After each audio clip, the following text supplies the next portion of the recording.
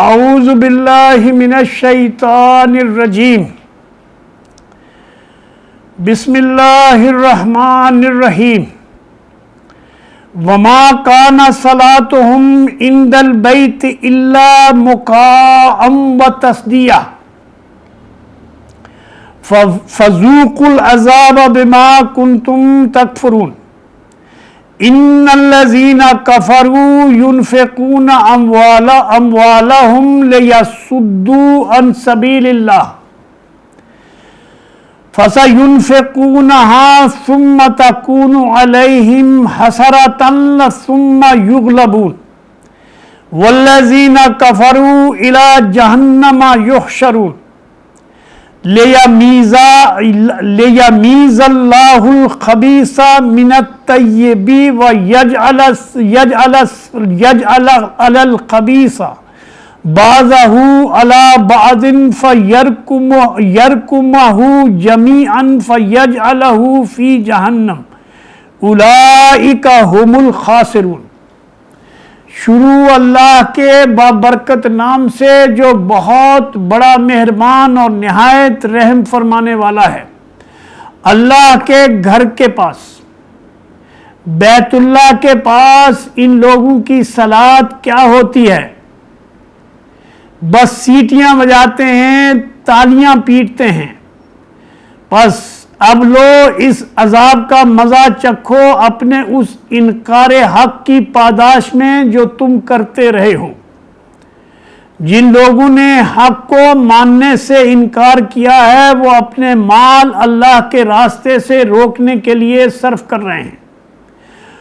اور ابھی اور خرچ کرتے رہیں گے، مگر آخر کار یہی کوششیں ان کے لیے پچھتاوے کا باعث بنیں گی۔ پھر وہ مغلوب ہوں گے، شکست کھا جائیں گے، پھر یہ جہنم کافر،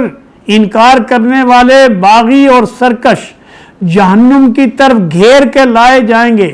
تاکہ اللہ گندگی کو پاکیزگی سے چھانٹ کر الگ کر دے اور ہر قسم کی گندگی کو ملا کر اکٹھا کرے، پھر اس سارے پلندے کو جہنم میں جھونک دے۔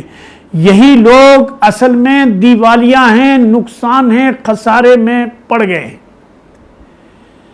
ناظرین، اسلام ایٹ کراس روڈ کے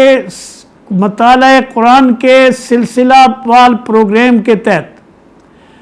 آج ہم نے آپ کے سامنے سورہ انفال کے آیت نمبر 35 سے 37 تک، 35، 36 اور 37 آپ کے سامنے تلاوت کی ہے۔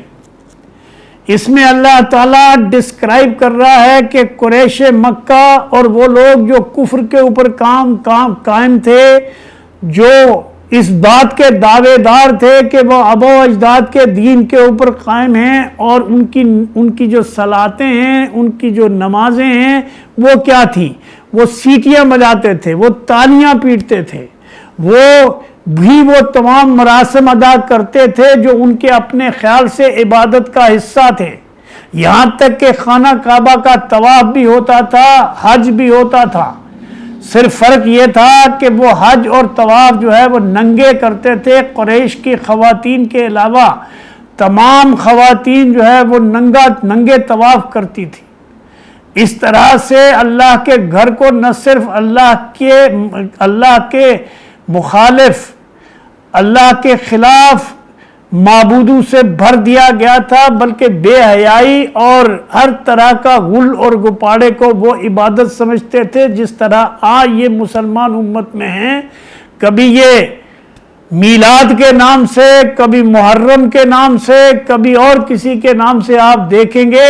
کہ یہ ایسے یوم مناتے ہیں جس میں یہ وہ سب کچھ کرتے ہیں جو قریش مکہ کرتے تھے، بلکہ اس سے بھی بدتر صورتحال ہے۔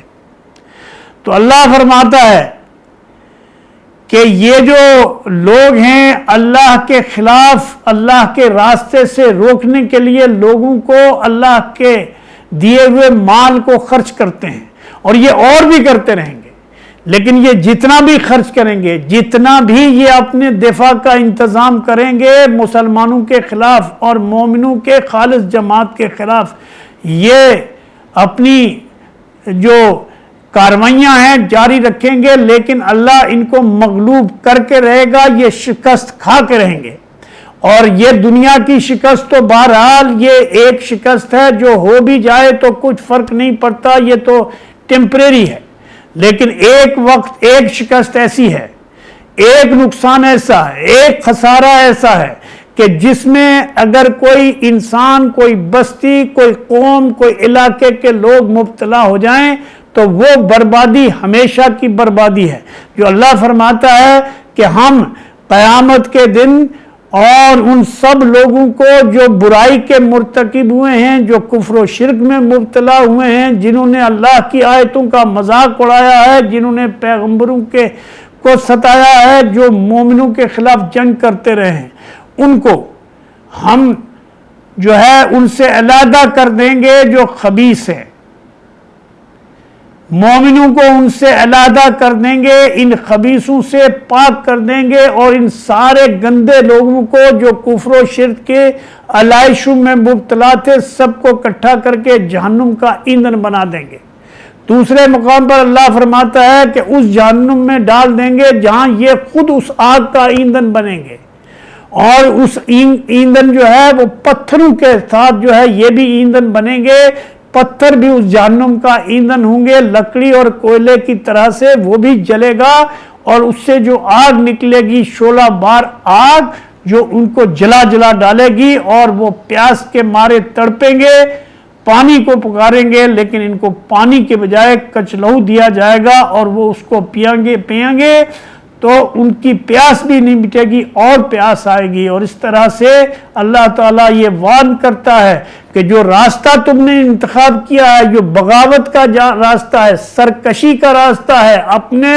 رب سے ناشکری کا راستہ ہے، اس کا انجام تمہاری سراسر بربادی ہے، اور ان کے لیے سراسر کامیابی ہے جو ایمان کے اوپر قائم رہیں، شرک سے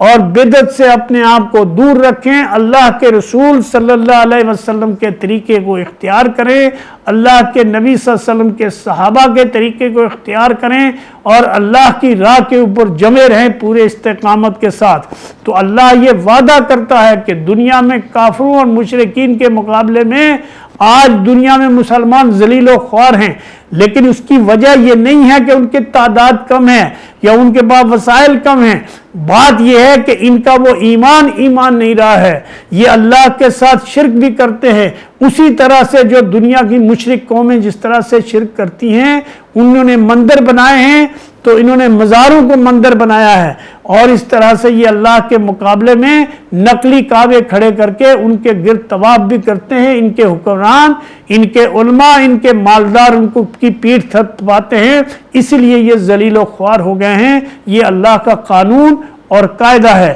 کہ جب کوئی دین میں غدر کرتا ہے، اللہ کے ساتھ سرکشی کرتا ہے، تو اللہ اس کو دنیا میں بھی نشان عبرت بناتا ہے، فرعون کی طرح سے، رومیوں کی طرح سے، ایرانیوں کی طرح سے، مجوسیوں اور یونانیوں کی طرح سے، اور آج یہ مسلمان امت بھی دنیا کے لیے نشان عبرت ہے۔ اقول قولی ھذا استغفر اللہ لی ولکم وسائر المؤمنین۔